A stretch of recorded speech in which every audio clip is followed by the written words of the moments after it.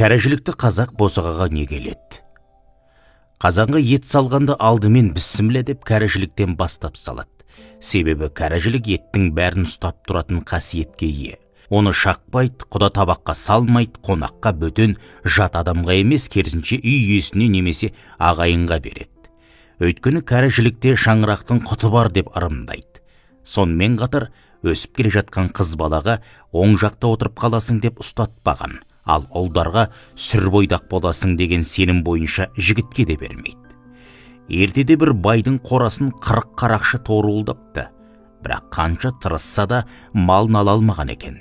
Байдың қорасын қарулы жасақ күзетіп тұрыпты, бірақ таң ата қарауылдар көзден ғайып болады екен.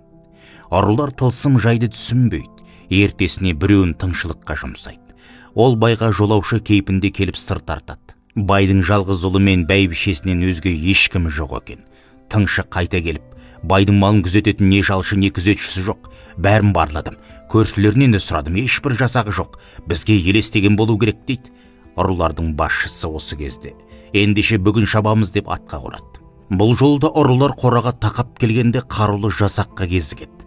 Ұрылардың бірнешеуі жараланып кейін шегінеді. Ертесіне ұрының басшысы байға өзі барып: «Байеке, мен ұры едім. 10 күн болды сіздің малыңызды торып жүргеніме. Бірақ қораңызды күзеткен қалың әскер алдырмайды.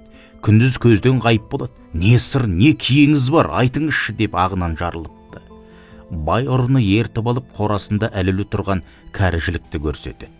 «Әкем марқұм дүниеден өтерінде, кәріжілік көрсең қораңа байла, малыңа қорған болады деуші еді.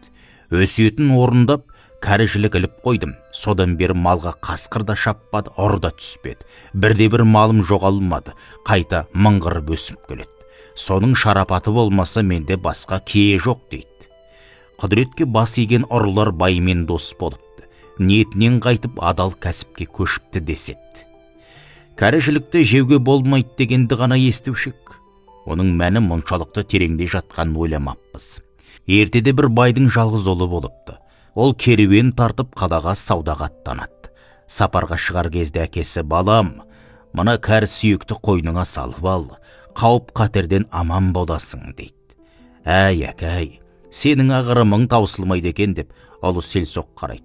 Бірақ әке көңілін қимай көп қапшықтың біріне лақтыра салады. Межелі жеріне аман есен жетіп саудасын жасап елге қайтады. Жолда керуенге қарақшылар шабуылдайды. Бала не істерін білмей қатты сасады. Сол кезде арт жағынан қарулы жасақ пайда болып, қарақшыларға қарсы ұмтылады. Тонаушылар сескеніп кейін шегінеді. Қапылыста бір қарақшының қаңғыған оғы баланың аяғына тиіп жараланып қалады. Ғайыптан пайда болған жасақ керуенді аман есен елге жеткізеді. Бірақ ел шеті көрінгенде көзден ғайып болады. Бала үйіне келіп әкесіне болған жайды баяндайды. Сонда әкесі: «Ұлым, арамның сырын енді түсінген боларсың. Кәріжілікке Құдай осындай қасиет артқан. Сен балалық қылып кәріжілікті көп қапшықтың біріне салып алдың. Сонда да керуенің ғайып ерен 40 шілтеннің шылауында болды. Егер ақыласың күшті болғанда жебе де дарымас ет» деген екен. Осыдан бастап ел аузында кәріжілік ер жігітті 40 жолдан қағат деген сөз қалыпты. Иә, көп жастар мұны біле бермейді. Негізі қазақ халқының салт дәстүрі тұнған тәрбие ғой. Ұлттық құндылықтарымыз ше, нағыз тәрбие мектебі. Баяғыда бір бейбақ айтқан екен: «Білгенім 9, білмегенім 99» деп. Айналайын асыл ата бабам, қасиетіңнен айналдым. Босағаларыңыздан құт береке арылмасын.